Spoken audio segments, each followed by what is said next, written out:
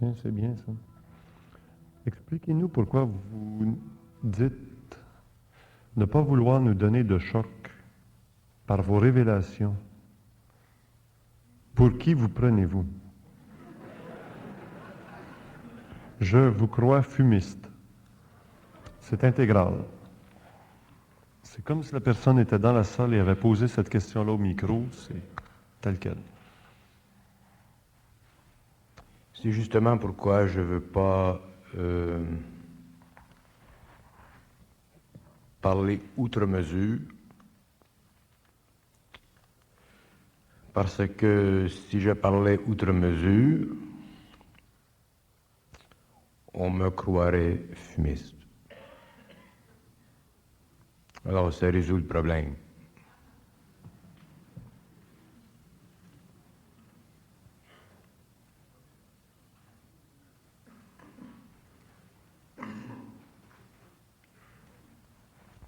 Une question qui est très souvent posée, mais je la lis là, juste pour vous dire que celle-là, je vais passer par-dessus pour le moment. Mais elle est posée presque chaque soir. C'est qu'est-ce que le supramental? Quelles sont les étapes pour devenir supramental, etc. Ça, c'est une très, très courante. Pourriez-vous nous parler du seul grand commandement qui nous a été donné, soit de s'aimer comme Dieu nous a aimés et non comme Satan nous a aimés?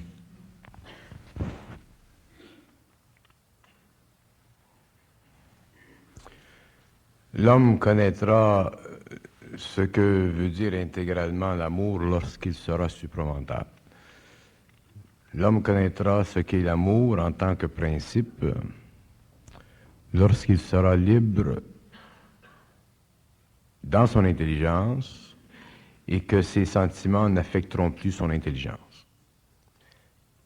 Et au cours de l'évolution qui vient, l'amour de l'homme ou l'amour que connaîtra l'homme, ce sera un amour qui est à la fois intégré à l'intelligence et à la volonté. Ce ne sera pas un amour qui est basé sur des sentiments de forme qui sont liés à sa conscience astrale. Ce sera un amour qui sera logé dans le mental supérieur et qui permettra à l'homme de comprendre les lois de l'évolution. L'amour, lorsqu'il est conscientisé, permet à l'homme d'accroître en lui-même, sur le plan où il est, les forces de l'évolution. Et ce, à cause du fait qu'il y a une intégration totale entre les principes qui sont supérieurs en lui, l'intelligence, la volonté et cet amour-là. L'amour cosmique ne peut pas être vécu par l'homme dans les motifs. C'est une énergie qui est au-delà de l'astral de l'homme. C'est une énergie qui n'est pas contrôlée par l'ego de l'homme. C'est une énergie qui est canalisée dans l'homme lorsque ses centres sont ouverts et que ses plans de conscience ont été stabilisés par l'intelligence créative en lui, c'est-à-dire l'ajusteur de pensée. On m'a toujours enseigné que l'âme était immortelle. Vous, vous dites qu'elle est mortelle. Serait-ce que moi j'appelle l'âme ce que vous appelez esprit ou énergie? On dit que l'âme est immortelle parce que la mémoire continue à évoluer dans le temps. Le mot immortel veut dire qu'il ne meurt pas, c'est-à-dire qu'il ne cesse pas son activité. Or, effectivement, l'âme de l'homme ne cesse pas son activité puisqu'elle est une réserve d'énergie qui s'harmonise avec d'autres énergies et qui forme dans la totalité de l'évolution ce qu'on appelle dans l'intelligence la conscience luciférique qui a été nécessaire parce que c'est justement cette conscience qui a permis de créer sur la Terre des corps denses pour que l'homme éventuellement en développe des principes au cours de l'évolution et que de ces principes éventuellement sorte l'esprit, c'est-à-dire cette énergie qui est transmutée lorsque sa conscience passe d'un stage inférieur à un stage supérieur par le biais du changement vibratoire du corps astral et du corps mental inférieur. L'immortalité de l'âme, le concept de l'immortalité de l'âme, c'est un concept qui explique une dimension de ce que l'on peut comprendre de l'âme, mais l'âme, au cours de l'évolution de l'homme futur, sera anéantie, c'est-à-dire que son énergie sera intégrée dans les principes inférieurs de l'homme pour que l'homme devienne un agent libre et que l'homme puisse accéder à un monde parallèle. La grande importance de l'âme dans l'homme, c'est qu'un jour, elle doit le servir plutôt que l'homme la serve.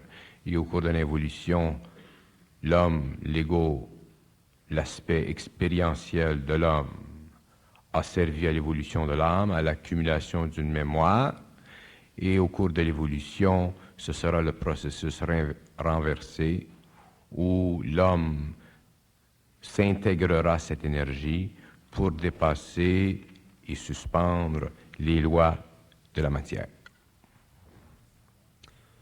Je voudrais savoir comment s'y prendre pour devenir le vrai homme. Qu'est-ce qu'on doit faire s'il n'y a pas de technique? Quoi faire? Y a-t-il une technique?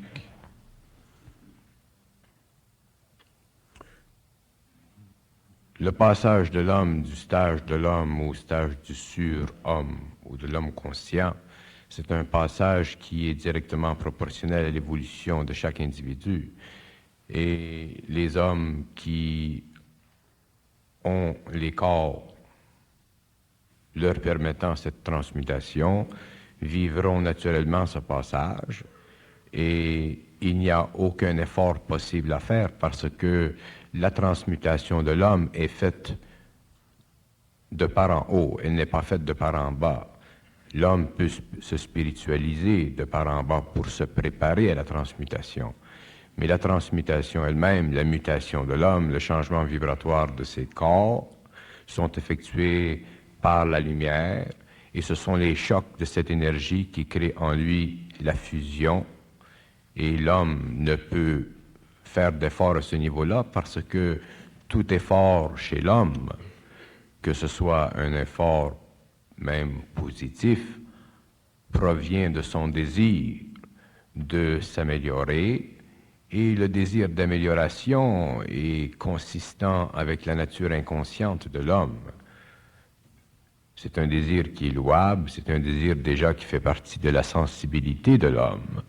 Et c'est bon et grand que l'homme ait un tel désir. Mais lorsque le temps vient pour que l'homme passe d'un monde à un autre, d'un monde parallèle à un autre, ce désir est totalement ralenti et éventuellement il est détruit parce que l'homme ne peut plus se servir de son libre arbitre pour engendrer en lui des changements vibratoires qui sont essentiels et nécessaires pour le passage d'un plan à un autre. Ça fait partie de l'évolution de l'individu, ça fait partie de son plan de vie et ceux qui sont marqués pour cette évolution la feront et ceux qui ne sont pas marqués pour cette évolution ne la feront pas et évolueront dans d'autres plans parallèles. Est-ce que c'est nous qui désirons mourir ou quelqu'un qui décide pour nous? Et est-ce que l'on peut reconnaître quelqu'un qui est déjà décédé, qui est un être cher et qui est réincarné? Ce n'est jamais l'homme qui décide de mourir, c'est l'âme qui le retire de l'action. Lorsque l'âme décide de retirer l'homme de la vie matérielle, ses énergies sont suspendues et il vit ce qu'on appelle la mort. Ses corps sont retirés, ils sont séparés et c'est ce que la mort est. La mort en fait n'est pas aussi troublante que l'homme se l'imagine. Il l'imagine troublante parce qu'il est attaché à la matérialité par ses sens, mais lorsque l'homme vit soit le choc de la mort par l'accident ou qu'il vit l'expérience de la mort par la vieillesse, il la vit d'une façon très régularisée et petit à petit ses corps se retirent et éventuellement il rend le souffle et à ce moment-là il y a un détachement total de ses corps et la mémoire de l'homme, sa personnalité se retrouve sur des plans parallèles dans le monde de l'astral, il continue là-bas son évolution. Pourquoi l'homme a-t-il créé la guerre? À quoi sert la guerre? La destruction de lui-même. L'homme a créé la guerre parce que l'homme n'a pas compris les lois de l'intelligence. L'homme a créé la guerre parce que l'homme est aux prises avec une conscience extrêmement astralisée. L'homme a créé la guerre parce que ses émotions et son intellect brouillent l'intelligence. L'homme a créé la guerre parce qu'il n'est pas conscient. L'homme a créé la guerre parce qu'il est assujetti, sans le savoir, à des forces qui cherchent la désharmonie plutôt que l'harmonie. Et lorsque l'homme sera dans l'intelligence, il ne pourra plus créer la guerre parce qu'il ne sera plus affecté émotivement ou mentalement par ces forces qui sont dans l'astral de lui-même. Allons-nous nous réincarner tant et aussi longtemps que nous ne serons pas devenus le vrai homme? Pas nécessairement. Il y a des êtres qui meurent et qui ne cherchent pas à revenir sur un plan matériel. Par contre, il y a des êtres qui meurent et qui recherchent à revenir sur un plan matériel. Ça dépend du choix fait après la mort. Et le choix est toujours déterminé par la nature même de l'évolution, l'expérience de l'ego et la facilité qu'a l'ego à accéder à la totalité de son expérience antérieure emmagasinée dans la mémoire de l'âme. L'âme n'a pas toujours le désir de remplir ce que l'ego demande. Il y a des égos qui sont dans le monde de la mort et qui voudraient revenir sur la terre et ils ne peuvent pas le faire parce que l'âme ne veut pas se réintégrer, parce qu'elle préfère attendre. Alors, ces égos doivent attendre. Par contre, il y a des égos qui ont la facilité de rapport avec l'énergie de l'âme et qui ont automatiquement accès à leur plan de vie antérieur et à leur possibilité de vie future. Et à ce moment-là, en les étudiant de près, ils peuvent se constituer un corps matériel pour s'incarner. L'âme, créature luciférienne, que fait le côté de l'âme en contemplation? J'ai dit que l'âme, la totalité des âmes est luciférique. La totalité des âmes est luciférique. Autrement dit, le principe luciférien n'a pas été encore expliqué dans sa totalité à l'homme, parce que l'homme est encore en voie d'instruction dans le monde. Et l'homme connaîtra un jour le mystère luciférien et saura que l'âme, la totalité des âmes dans le cosmos, constitue la totalité d'un principe qu'on appelle le principe luciférique. Mais l'âme individualisée possède la capacité d'aller dans les hauts plans de la conscience luciférique qu'on appelle les mondes astro-spirituels. Que l'homme soit en contemplation dans le monde astral ou qu'il soit dans la déchéance astrale, il est toujours prisonnier de la forme et c'est ce qui constitue le grand mystère luciférien. C'est que ce que veut dire luciférien dans le langage de l'intelligence, c'est ceci: luciférien est tout ce qui est lumière en dehors du temps de la lumière. L'intelligence est dans le temps de la lumière et tout ce qui est lumière fait partie des étapes de l'évolution vers le matériel et c'est ce qu'on appelle le principe luciférien. Le principe luciférien, dans sa nature absolue, dans son intelligence absolue, est un principe essentiel dans l'évolution des mondes, parce que dans les mondes, il y a des forces qu'on appelle négatives, comme il y a des forces positives, et ces forces sont nécessaires à l'équilibre des mondes. Les mondes ne peuvent pas exister en dehors de la polarité. Tout ce qui existe en dehors de la polarité, c'est la lumière.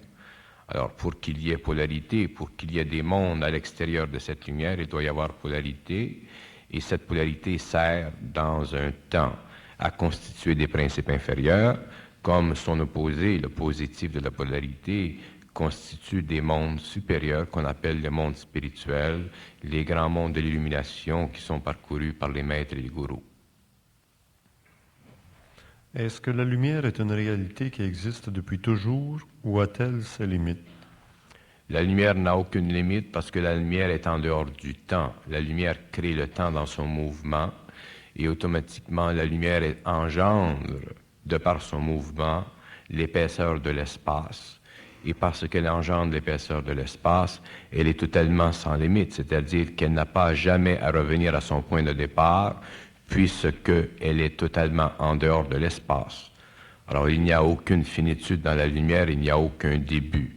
C'est pour ça que souvent on dit que Dieu n'a pas de commencement et n'a pas de fin.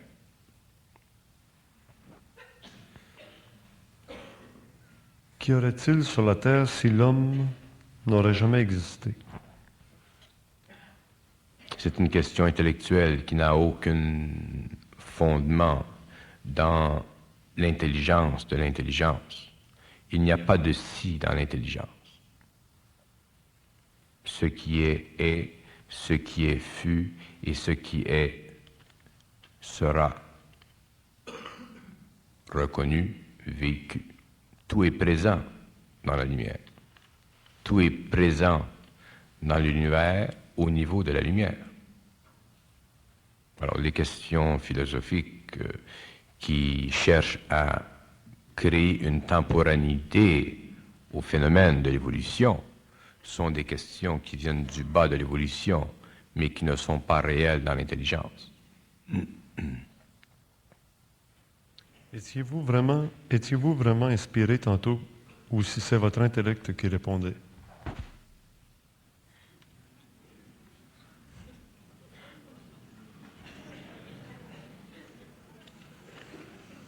Si c'était mon intellect, je me croirais intelligent.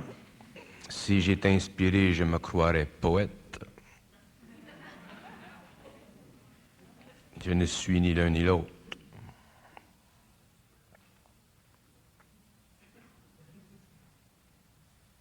Je voudrais savoir s'il y a un moment donné, nous allons tous comprendre ces supposés mystères, si le Saint-Esprit va venir sur le monde comme dans la Pentecôte. L'esprit ou l'intelligence essaie d'étendre son siège sur le monde, mais c'est l'homme qui empêche la présence de l'esprit en lui-même. C'est l'homme, de par son orgueil, de par sa vanité, de par son émotivité, de par les formes astrales qui constituent son inconscience, qui empêche la présence de l'intelligence en lui-même. Ce n'est pas la faute de l'esprit, c'est la condition de l'homme. Et ce n'est pas la faute de l'homme, ça fait partie de l'évolution. L'orgueil est le plus grand obstacle à l'esprit. Un homme qui est dans l'intelligence comprend que dans l'intelligence, il n'y a pas de place pour l'intellect et il n'y a pas de place pour l'orgueil. Dans l'intelligence, il n'y a que le vide. Et dans le vide, il n'y a que le plein, c'est-à-dire le mouvement de l'intelligence à travers l'homme. L'intelligence, c'est très simple. Les mystères sont très simples et le secret des mystères sont très simples. Tout est très simple. Mais pour que la simplicité du réel soit reconnue par l'homme, il faut que son intellect, son orgueil soit déplacé. Et il ne peut le faire par lui-même parce qu'il est déjà prisonnier de cet obstacle. Et c'est pourquoi, lorsque l'homme vit le contact de la lumière avec ses corps, il subit une transmutation, vit une souffrance qui brûle ce qui est astral en lui et qui le marque comme étant un fils de la lumière. Mais lorsque l'homme est fils de la lumière, il ne peut pas être fils de l'homme. Sur le pas de l'intelligence, le cerveau comprend deux côtés, le côté gauche pour les sciences mathématiques, etc., le côté droit pour les perceptions de la clairvoyance, médiumnité, etc. Donc, si l'homme emploie que 10% de son intelligence, est-ce à dire que le cerveau droit contribuerait à 50% de l'intelligence et le cerveau gauche 50%? L'intelligence de l'homme n'est pas dans son cerveau.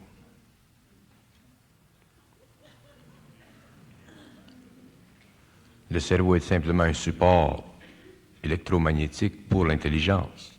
L'intelligence est de la lumière et elle fait vibrer les neurones. Et ce qui empêche l'homme de se servir de tout son cerveau, ce sont ses émotions et son intellect.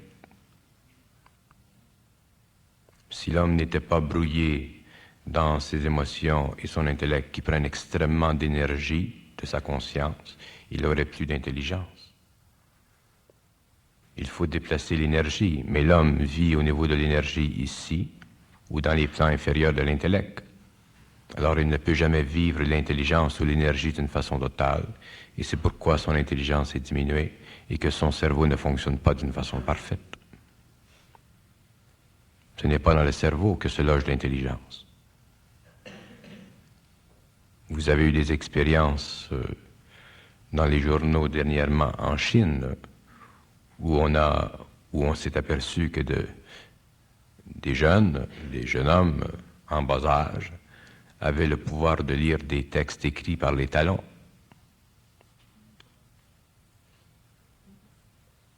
Alors, si l'homme peut lire avec les talons, il peut lire avec les fesses. Autrement dit, l'intelligence n'est pas dans le cerveau. L'homme est fait de plusieurs plans d'énergie, dont le matériel, le cerveau, n'est que l'étape finale afin de lui permettre de recevoir cette énergie dans des conditions matérielles qui constituent l'homme.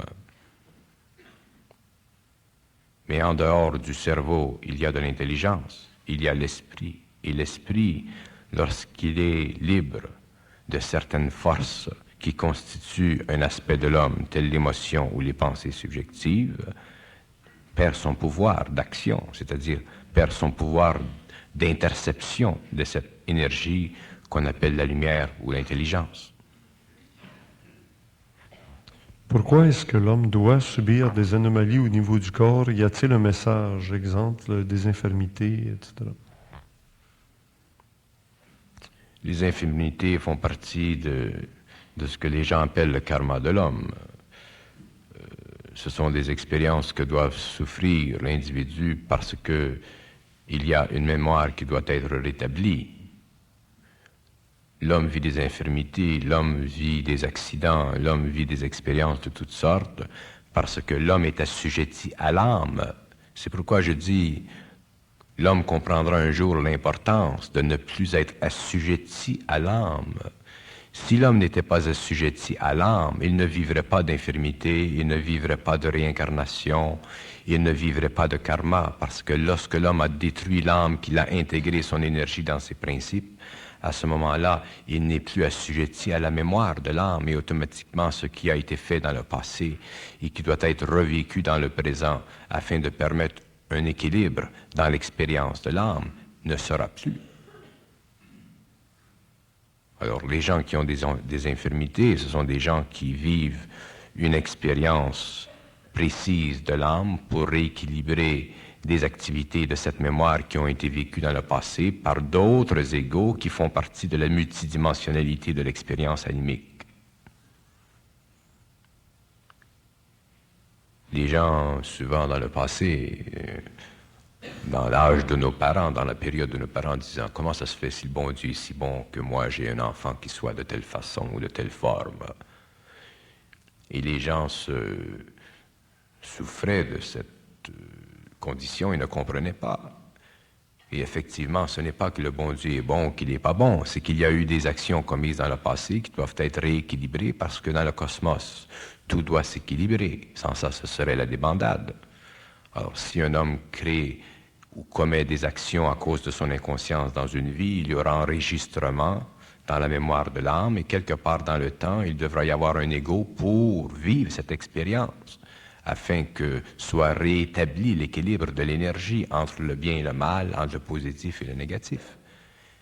Et c'est justement l'équilibre entre le positif et le négatif qui permet l'évolution. Si l'âme vivait simplement des expériences positives, l'homme, l'ego, serait totalement abruti, deviendrait un être végétatif, simplement, constamment en contemplation. Il n'aurait pas d'énergie pour créer des civilisations, pour mettre le métal au feu, pour créer des maisons, pour créer des routes, des ponts. Parce que l'homme qui est prisonnier de la spiritualité devient totalement incompétent dans le monde matériel. Et d'un autre côté, si l'homme a trop de vibrations négatives, à ce moment-là, il se plonge totalement dans le monde matériel et il peut facilement mener à la guerre et il oublie complètement les valeurs morales de l'homme. Alors, il faut qu'il y ait un équilibre entre le positif et le négatif. Il faut que la polarité soit équilibrée et c'est ce qu'on appelle la réincarnation et c'est ce dont doit vivre l'homme. Et l'homme en subit l'expérience, l'homme en subit l'effet jusqu'au moment où il entre dans l'intelligence, c'est-à-dire jusqu'au moment où il a le pouvoir de subir constamment et d'une façon permanente la pénétration de l'intelligence. Et ceci détruit automatiquement la mémoire de l'âme et lui enlève sa propre mémoire subjective et remplace son intellect par une intelligence créative qui ne lui appartient plus, mais qui est canalisée en lui et automatiquement il n'appartient plus à la race de l'homme, à la cinquième race de l'homme, il appartient à une autre race. Et c'est ceci qu'on appelle l'évolution. L'irrationalité, la folie douce peuvent-elles, mieux que notre logique cartésienne, nous permettre d'être libérés de l'assujettissement à la forme et peuvent-elles être considérées comme un bon moyen de détruire l'âme? La folie douce, vous dites? Et oui, la folie douce et l'irrationalité. Tout ce qui est irrationnel, tout ce qui est un peu marginal, ce qui est un peu fou, ce qui est un peu...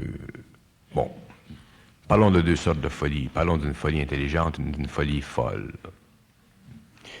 Il y a la folie folle. Alors, la folie folle, les gens qui sont foliés, ce sont des gens qui sont totalement contrôlés par l'astral, à un point tel que leur volonté est totalement affaiblie et que leur intelligence est totalement neutralisée. Ils n'ont plus le pouvoir de discerner, ils n'ont plus le pouvoir de reconnaître la réalité matérielle, ils n'ont plus le pouvoir de créer en eux un équilibre et de vivre une vie sur le plan matériel qui soit normale. Les psychiatres, les psychologues font de leur mieux pour aider ces gens et d'une façon surprenante, ce qu'ils font, c'est qu'en leur donnant des pilules, ils tuent justement la mémoire. Les pilules ou les médicaments qui sont donnés par la psychiatrie à l'homme tuent dans l'homme la mémoire, autrement dit le contact avec l'astral, et c'est ce qui permet à ces gens souvent de se rétablir un peu. Ça, c'est un des bons aspects de la psychiatrie. Dans le cas de la douce folie, c'est-à-dire dans le cas de l'homme qui réalise qu'il est différent, qu'il pense différemment, qu'il voit différemment, qu'il ne se sent pas comme les autres, qu'il ne se sent un peu marginal. Cet homme qui se sent un peu marginal, mais toujours intelligent, a énormément de potentiel parce qu'il est déjà en voie de comprendre ce que la masse en général ne comprend pas et ne veut pas accepter. Et automatiquement, s'il poursuit dans la ligne de sa propre démarcation, il peut facilement, avec les années, en venir à développer une intuition très puissante qui lui permettra d'atteindre petit à petit une certaine centricité qui, éventuellement, pourra lui permettre de percevoir l'intelligence en lui-même. Et s'il continue dans cette option, et s'il n'a pas peur de lui-même, s'il n'a pas peur de la façon dont il voit les choses, s'il n'a pas peur de la façon dont il pense, s'il n'a pas peur d'accepter des données qui ne sont pas écrites dans les livres et qui renversent la tradition, il commencera à entrer dans les mystères de l'intelligence et éventuellement l'intelligence grandira en lui et éventuellement l'intelligence l'éclairera et éventuellement l'intelligence le rendra libre. Mais à ce moment-là, il n'appartiendra plus à la cinquième race de l'homme. Est-ce que toutes les âmes ont été créées au début des temps? C'est une question très intéressante. L'âme, dans sa structure, est un atome. C'est-à-dire que l'âme est une condensation d'énergie extrêmement grande et cet atome doit évoluer. Et lorsqu'il y a eu séparation dans le temps entre les forces de la lumière et ce que l'on a appelé les forces lucifériques, il y a eu la manifestation dans les échelles de temps de certaines particules, de certains atomes qui sont les âmes. Et ces âmes se sont développées au cours de l'évolution, ils ont fait différentes pérégrinations et ils ont enregistré différentes expériences. Et avec le temps, avec les temps immenses, innombrables, Lucifer est devenu de plus en plus vaste. Et plus Lucifer est devenu vaste, plus le pouvoir de Lucifer est devenu grand, parce que plus la mémoire totale est devenue grande et infinie. Et de cette mémoire infinie et très vaste, qui au cours des temps s'est développée, est issu ce qu'on appelle l'intelligence, l'émotion de l'homme. L'homme est le produit, ce n'est pas ce que les gens interprètent comme étant la mémoire cosmique. La mémoire cosmique est réellement la totalité des impressions enregistrées par l'âme collective dans les mondes supérieurs pour bénéficier à l'évolution et pour permettre que de plus en plus de grandes forces s'intègrent avec la matière pour que descendent dans la matière le plus souvent possible de ces particules qu'on appelle les âmes, afin que se construisent de plus en plus dans la matière des mondes denses, des mondes matériels, pour permettre plus tard que ces mondes se relâchent et engendrent une autre vibration qui est la vibration de l'intelligence créative. Il y a dans le cosmos, dans les mondes invisibles, des êtres qui ont passé ce stage d'évolution. Il y a des êtres qui n'ont pas passé ce stage d'évolution, et l'homme fait partie de ces êtres, bien qu'il n'ait pas le pouvoir ou la conscience des autres, mais le phénomène est le même. Tous les êtres dans tous les univers doivent devenir libres, c'est-à-dire qu'ils doivent un jour appartenir à la hiérarchie. Et lorsque les êtres appartiendront à la hiérarchie, ils verront que les âmes qui avaient été créées dans les temps immémoriaux ne seront plus. Et lorsqu'il n'y aura plus d'âmes dans le cosmos, dans les 7 super-univers, il n'y aura plus de conscience luciférique, il n'y aura plus de bien, il n'y aura plus de mal. Et c'est ce que les hindous appellent la période du Mahanvantara. Ce sera le silence total parce que l'évolution sera terminée et que la lumière, une fois de plus, sera seule. Et à ce moment-là, les personnalités, les mémoires de toutes les expériences infinies dans tous les systèmes ne serviront plus à rien. Et on dira à ce moment-là que Dieu est parfait. C'est-à-dire que la lumière sera descendue dans tous les mondes, qu'elle aura fait son trajet en passant par le mouvement de la forme et éventuellement en ayant créé la fusion avec la forme pour perfectionner la forme d'une façon totale.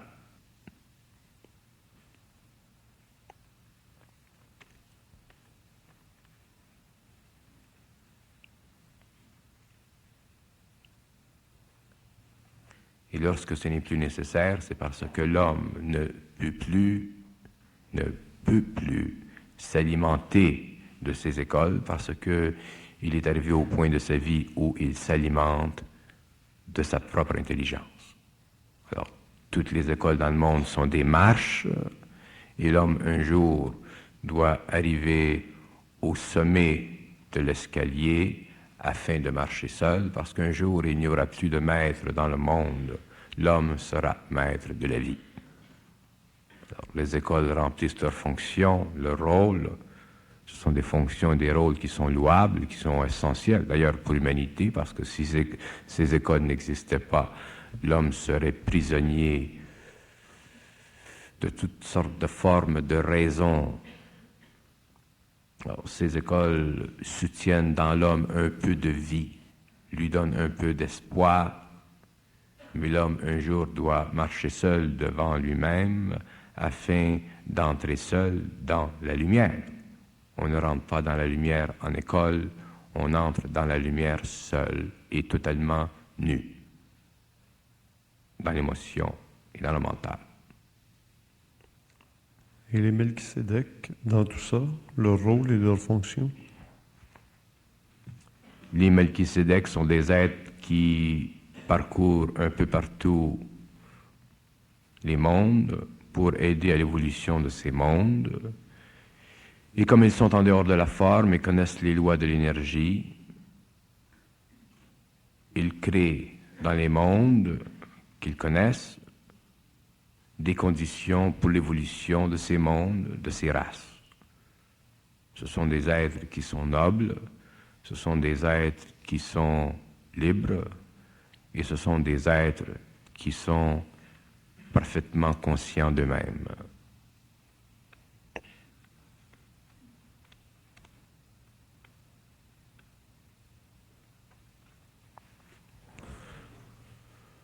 Cela va-t-il plus loin que la justice? Alors, où situez-vous la justice dans tout ça? Quelle justice? La justice. Y a-t-il encore, alors je la plante du début là, y a-t-il encore intérêt de faire la différence entre le bien et le mal? Tantôt vous avez répondu. Si oui, est-il l'homme le canal qui réunira les deux forces? Cela va-t-il plus loin que la justice? Question intéressante.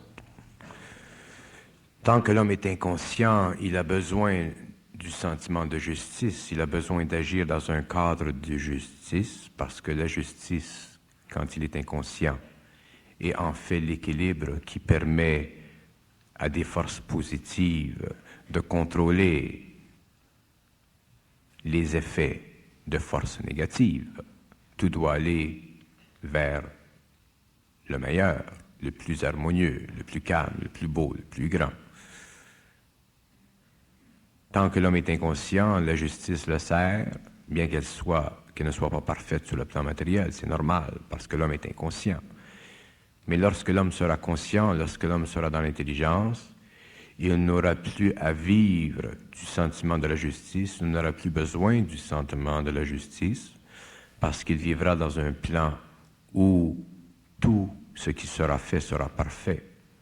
La justice existe parce qu'il y a imperfection dans le monde. S'il y avait perfection dans le monde, il n'y aurait pas besoin de justice. Mais comme il y a imperfection dans le monde, il ne peut pas y avoir de justice parfaite.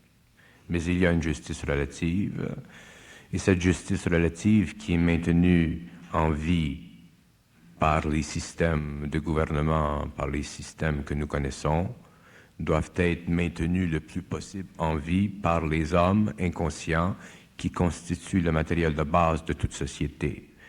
Dans une société, lorsque la justice s'effrite un peu trop, il y a une perte énorme d'énergie et les hommes éventuellement s'astralisent à un point tel où ils n'ont plus confiance ni en eux-mêmes ni aux autres.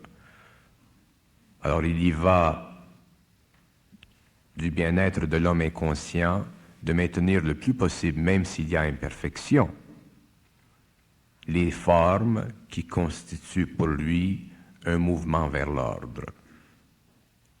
Et bien que l'on ridiculise souvent la justice, que l'on ridiculise la légalité, que l'on ridiculise les tribunaux, dans le fond, ce que nous ridiculisons, ce sont les faiblesses de l'homme à l'intérieur de ces systèmes.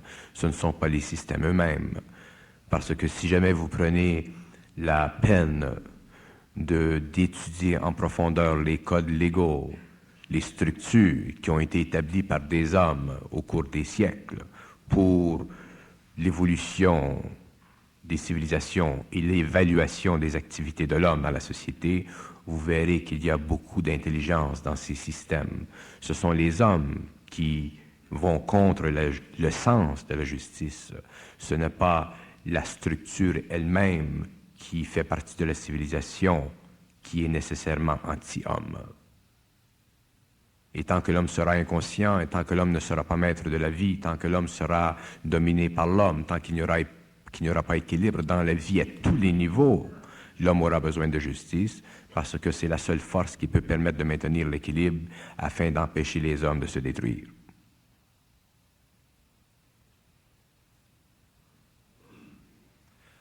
Tout à l'heure, vous avez Sur parlé... le plan cosmique, si on me demande est-ce qu'il y a justice sur le plan cosmique, je dois répondre de cette façon.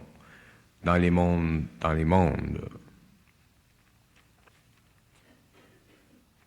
il y a plus ou moins de perfection. Et c'est là où il y a une plus grande perfection qu'il y a une plus grande justice. Il y a où il y a une moins grande perfection qu'il y a une moins grande justice. Et si vous allez dans le monde de l'astral, dans les plans astraux, dans les hauts plans de ce monde, de ces mondes, vous verrez qu'il y a beaucoup de justice dans les plans supérieurs. Si vous allez dans les bas-fonds, il n'y a pas de justice. Si vous sortez du plan astral et que vous allez dans les terres, si vous allez dans les mondes de la lumière, dans les mondes où le réel est totalement mental, à ce moment-là, vous verrez qu'il y a simplement de la perfection et que le phénomène de la justice n'est plus nécessaire parce qu'il n'y a plus de polarité dans ces mondes.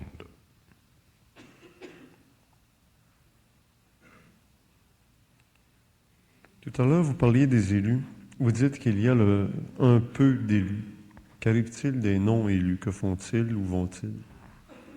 Ceux qui doivent vivre la mort matérielle continuent à évoluer dans les mondes invisibles. L'homme doit continuer à évoluer et peut-être que qu'un ego qui retourne sur les autres plans et décide de s'incarner dans un futur quelconque, éventuellement viendra la fusion.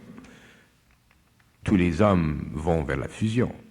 Tous les êtres, que ce soit demain, que ce soit dans 10 ans, 100 ans, 1000 ans, les êtres vont vers la fusion. Ce n'est pas important d'être élu. Ce qui est important, c'est d'être conscient. Si l'homme s'attache à être élu ou à ne pas être élu, il va s'inquiéter. Il va avoir la crainte de manquer le bateau. Et ça, c'est une inquiétude qui est spirituelle. L'homme ne doit pas craindre de manquer le bateau, d'être élu ou de ne pas être élu. L'homme doit aller vers la conscience. Et s'il va vers la conscience, même s'il doit mourir parce qu'il n'a pas suffisamment la capacité de subir le choc de la lumière, il continuera à évoluer dans des mondes qui sont parallèles à son évolution. Et un jour ou l'autre, il reviendra dans la matière, sur une planète ou sur une autre, et il y aura fusion. Alors, la question n'est pas est-ce qu'on est élu ou qu'on n'est pas élu. La question est est-ce que l'on est intelligent ou est-ce que l'on est en dehors de l'intelligence. Et plus on va vers l'intelligence, plus la chance de vivre l'expérience du passage d'un plan à un autre se manifeste parce que justement, plus le corps astral se désengage, plus le corps mental s'élève et plus l'homme entre dans la conscience supramentale qui est la conscience de la race nouvelle. Si les mortels sont en chômage, qu'est-ce qu'il faut faire pour ne pas devenir mortel? À quel moment l'âme se détruit-elle pour devenir intégrée à la volonté, l'intelligence et l'amour? Demandez-moi la première question. Ensuite. Si les mortels sont en chômage, qu'est-ce qu'il faut faire pour ne pas devenir mortel? On ne peut pas forcer l'immortalité. L'homme ne peut pas faire quelque chose pour devenir immortel. Ça fait partie de l'évolution. Ça fait partie... Chercher l'immortalité, c'est un désir spirituel. Tous les hommes, il n'y a pas un homme sur la terre qui ne voudrait pas être immortel. C'est normal, parce qu'il y a continuité de conscience. Alors, c'est un désir spirituel. Et ce désir ne peut pas être rempli de par la condition de l'homme. Cette condition est remplie de par l'évolution de l'homme. Alors, pour l'homme qui s'immortalise, l'immortalité est le résultat de son évolution. Alors, il n'y a rien à faire. Et s'il n'y a pas immortalité, il y a mort mortelle, mais il y a conscience plus élevée dans les mondes parallèles. Et à ce moment-là, au cours de l'évolution dans ces mondes, l'homme est en position pour revenir dans des conditions matérielles plus bénéfiques pour faciliter la fusion et pour accéder à la fusion d'une façon plus rapide. C'est quoi l'autre question? À quel moment l'âme se détruit-elle pour devenir... L'âme se détruit de deux façons. Dans la fusion, l'âme se détruit d'une façon instantanée parce que l'homme perd la mémoire et la personnalité est au service de l'esprit. Et l'homme entre automatiquement dans l'intelligence. Si l'homme va vers la fusion d'une façon graduelle, l'âme se détruit graduellement parce qu'il y a petit à petit perte de mémoire. Un des grands signes de l'immortalité, du mouvement de l'homme vers l'immortalité, c'est la perte de plus en plus grande de la mémoire et l'incapacité de plus en plus évidente de ne pas pouvoir se servir de son intellect.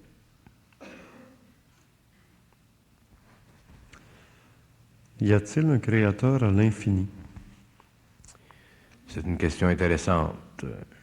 À l'infini, il y a 4 points, 4 feux que j'ai déjà appelés les Alephes.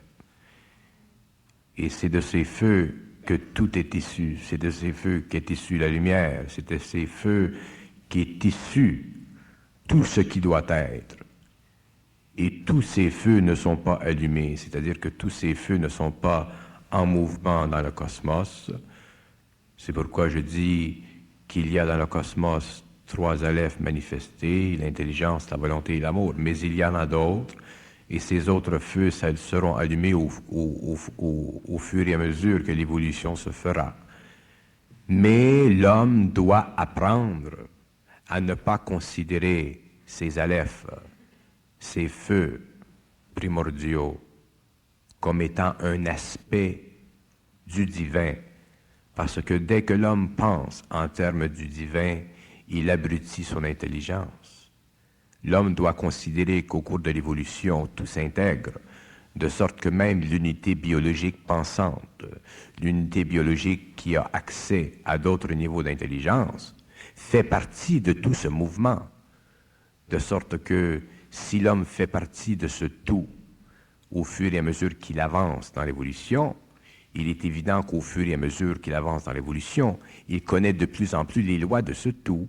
Mais en connaissant les lois de ce tout, il diminue en lui l'émotion et l'intellect subjectif, primitif de l'homme de la 5e race, qui l'assujettissent à une forme qui empêche cet homme de reconnaître en lui-même la même énergie dont 3 principes sont manifestés dans l'univers, l'intelligence, la volonté et l'amour. Dès que l'homme parle de Dieu, il diminue sa grandeur, mais il élève sa spiritualité. Au moment où l'homme sera esprit... Et lorsque je parle de la grandeur de l'homme, je parle de la puissance des 3 principes dans l'homme. Parce que la puissance dans l'homme, c'est la manifestation de la volonté, de l'intelligence et de l'amour. Et si l'homme, à cause des principes inférieurs qui ne sont pas subordonnés à cette énergie, se voit forcé de vivre à l'intérieur d'une forme astrale, bien que cette forme astrale soit sacrée et de très belle tenue, il diminue sa puissance, c'est-à-dire qu'il diminue sa capacité de recevoir et de vivre de cette énergie. Pourquoi les intelligences s'occupent-ils de l'accomplissement de l'homme? N'ont-ils pas d'autres choses à accomplir? Les intelligences s'occupent de toutes sortes de choses. Il y a beaucoup à faire dans la ville de Montréal. Imaginez-vous ce qu'il y a à faire dans l'univers.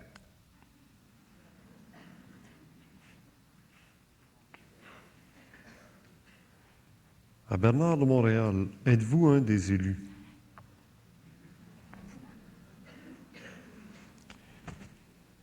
Est-ce que je suis un des élus? C'est une question intéressante. Je n'y ai jamais pensé.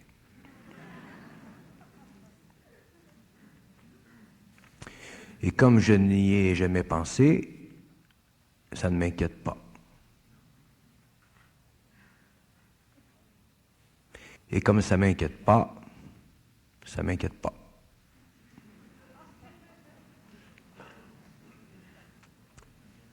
Bernard perd la mémoire.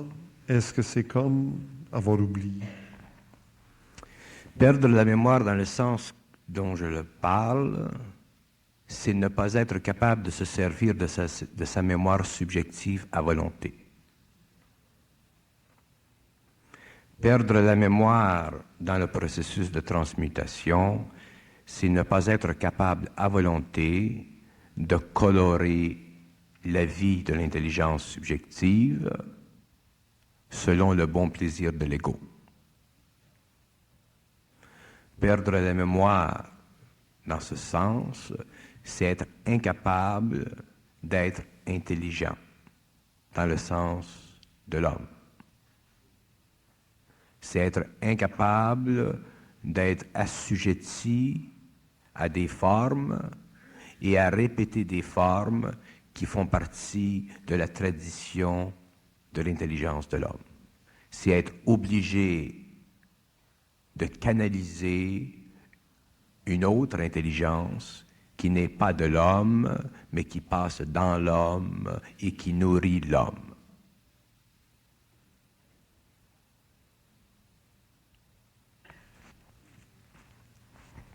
Ouais, moi, je ne voulais pas ridiculiser Omram Mikhail Ivanov en prenant sa même intonation de voix, là. C'est parce qu'il y a des gens qui le connaissent. Peut-on se protéger des extraterrestres retardataires?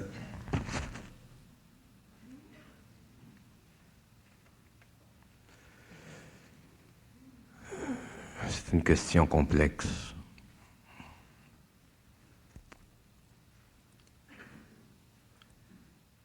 Je donne un exemple.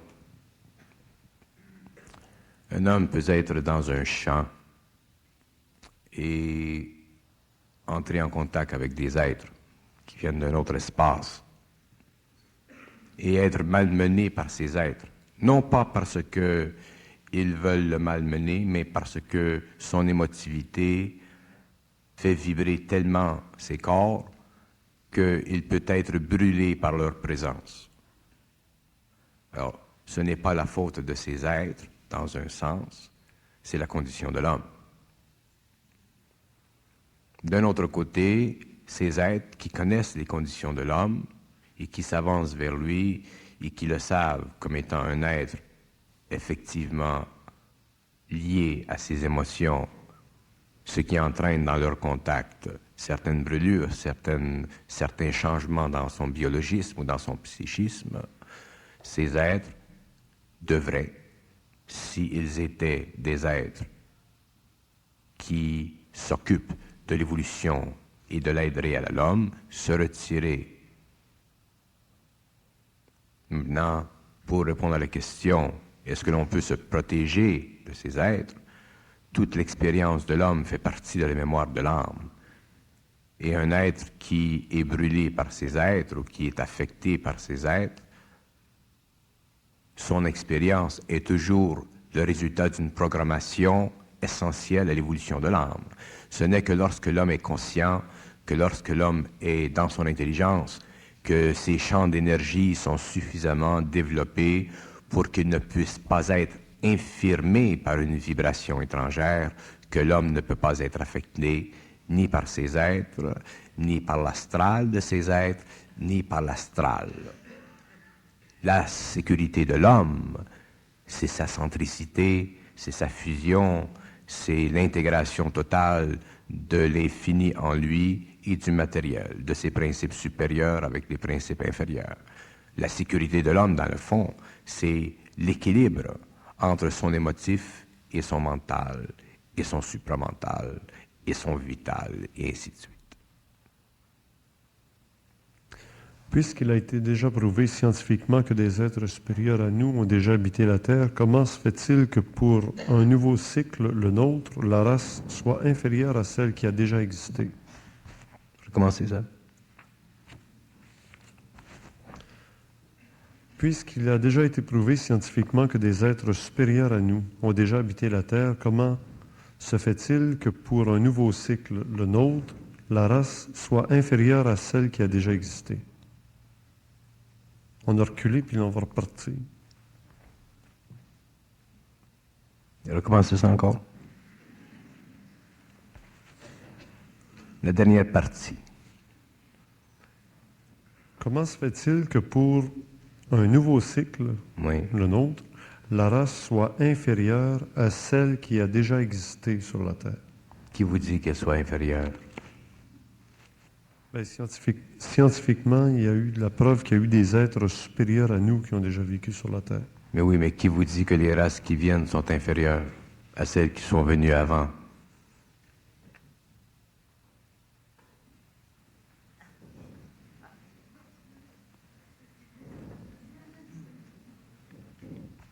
Ben, il y a l'histoire du paradis terrestre. Une des races inférieures dans les textes sacrés parlait d'un paradis terrestre où l'homme ne souffrait pas, ne mourrait pas, etc. C'était peut-être supérieur à maintenant. Mais qu'est-ce que c'était le paradis terrestre? Le paradis terrestre dont on parle dans les textes, qu'est-ce que c'était?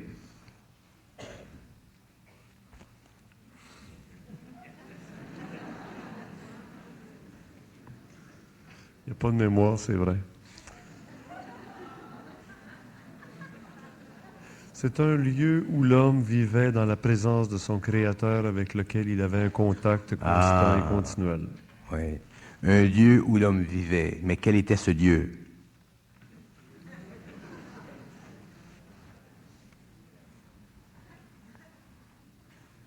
L'homme n'a pas toujours, l'homme racial, l'homme n'a pas toujours vécu sur le plan matériel.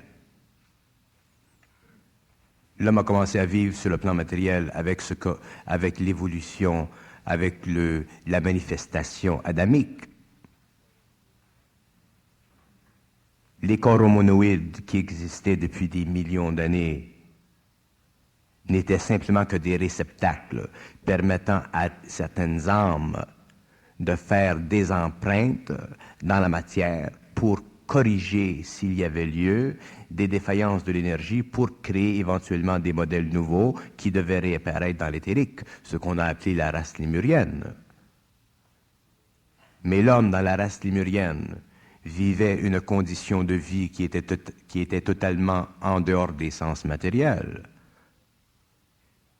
Et ce n'est que lorsqu'il y a eu contact entre l'homme, cet homme ou ces hommes et des intelligences supérieures que l'homme a commencé à perdre sa conscience éthérique pour la densifier.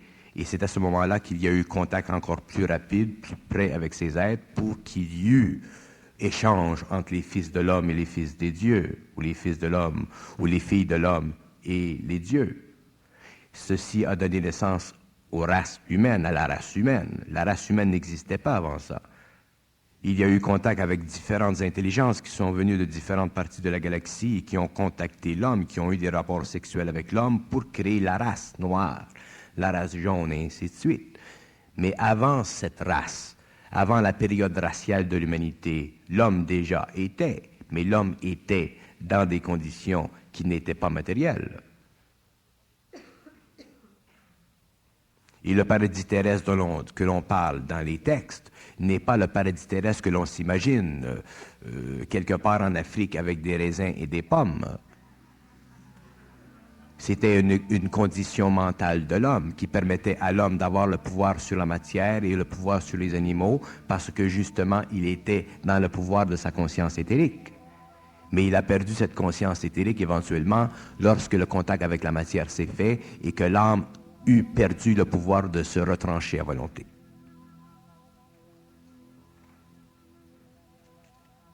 On ne peut pas invoquer les textes anciens selon l'intellect philosophique qui essaie de les comprendre. On doit comprendre les textes anciens selon les aspects de leur manifestation, mais de par le biais de l'intelligence qui éclaire l'intellect de l'homme, afin de permettre que l'homme comprenne les lois de l'évolution et les lois de l'évolution sans qu'il perde de l'énergie à se retrouver dans un temps où tout était rosé. Ce que vivra l'homme dans les cycles qui viennent sera de beaucoup plus grand que ce qu'il a vécu dans le passé. Et le paradis terrestre d'antan n'est rien comparé avec le paradis terrestre de demain, parce que ce qui était vécu au niveau du paradis terrestre d'antan n'était que la relation parfaite entre la matière et l'esprit, Tandis que demain, ce ne sera pas seulement la relation entre la matière et l'esprit qui sera parfaite, ce sera la relation entre la matière, l'esprit et l'intelligence. Je vous l'avais dit, Bernard de Montréal, c'est bien spécial, hein? C'est ça. Alors, j'espère que vous avez apprécié votre soirée avec Bernard de Montréal.